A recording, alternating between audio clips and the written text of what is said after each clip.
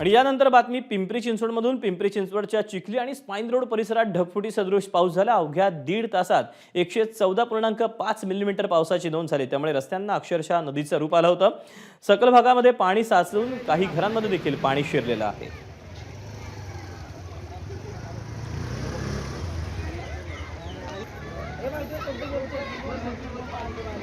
ही पिंपरी चिंचवडमधली सगळी दृश्य आहेत।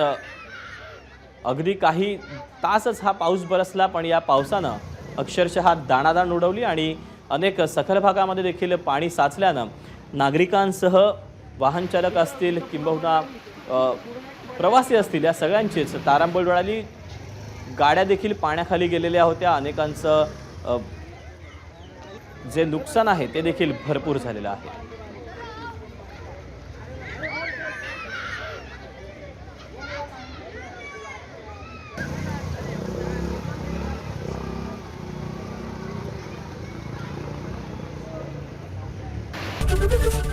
एबीपी माझा, उघडा डोळे बघा नीट।